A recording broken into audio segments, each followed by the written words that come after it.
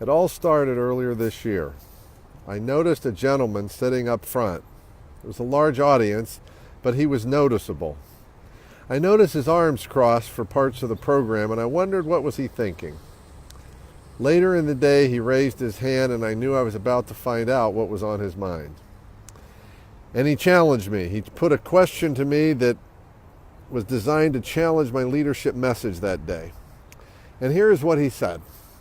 He said, "Jeff, I'm confused. You're talking about being more open and vulnerable as a leader, and yet earlier today you had a picture and a quote from William Wallace from Braveheart. Which am I supposed to be?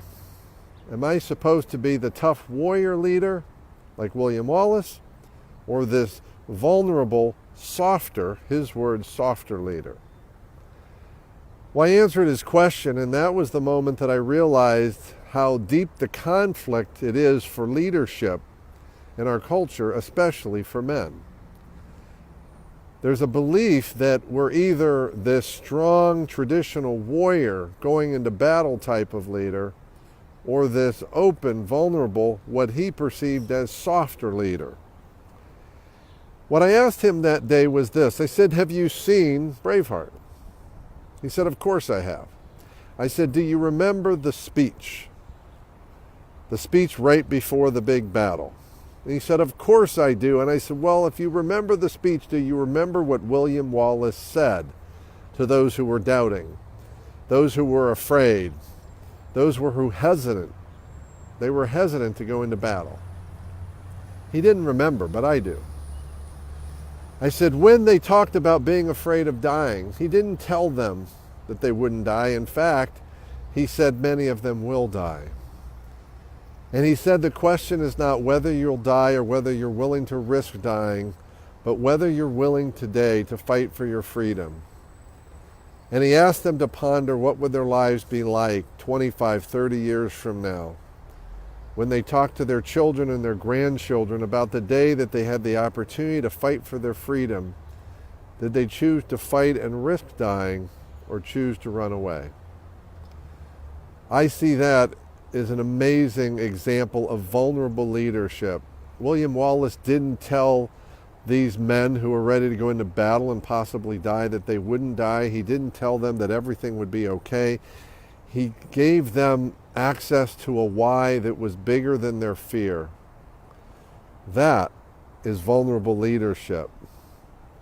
And what I realized that day in that discussion and through that question is too often, as we look at leadership, especially men, we're torn. And we think that vulnerability is about weakness or about softness or about emotions. And while sometimes vulnerability in our leadership is about being willing to let people feel us, and that is what leaders require more of, letting your people feel you so that they can trust you, they can know you, and love you. Yes, love you. And I started that day to connect the dots, this dot between military leadership, what we traditionally see as hard-edged warrior, versus vulnerability, but in fact modeling of vulnerability. And I think about William Wallace, who I see as a vulnerable leader. I think about a leader that some of you may be familiar with, a man that I deeply honored and respected and learned from and never met the man. Major Dick Winters, the commander of Easy Company from the series Band of Brothers. Dick Winters was an amazing man. I had an opportunity to meet some of his men over the last few years, and when I asked them about Dick Winters, the things I heard were not only the best leader I ever knew, but the best man I ever knew. None of us would be here without him. We have the utmost respect for him. And what I learned from Band of Brothers, not only the book but the series, is the way that Dick Winters led.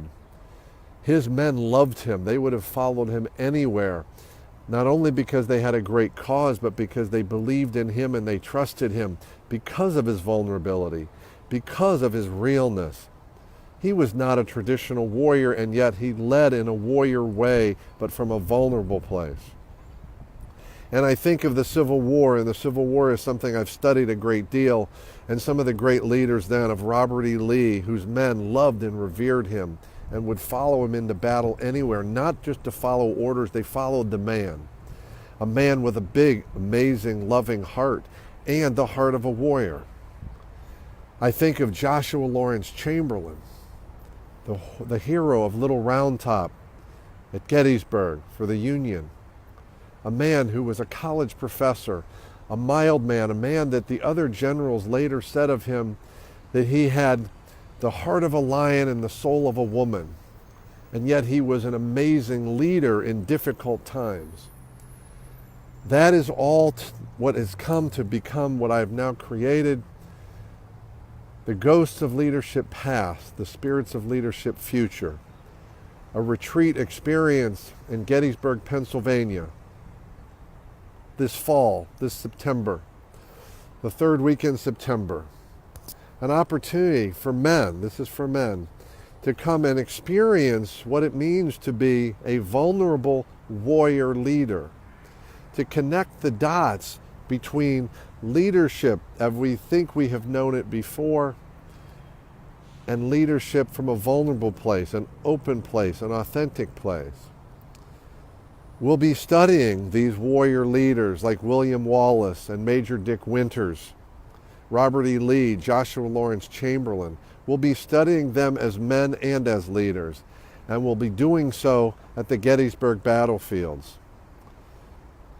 A historic place in this country, a reverent place. As Abraham Lincoln said, sacred ground, hallowed ground. We'll be touring the battlefields of Gettysburg and learning about the leadership on the fields, but also the leadership that we can take into our businesses, into our communities, into our organizations, into our families, into our personal lives. We're going to be exploring your vulnerable warrior leader. So men, if you're ready to discover what it means to lead as a vulnerable warrior, to lead in a way that not only creates followers, but influence, it builds trust.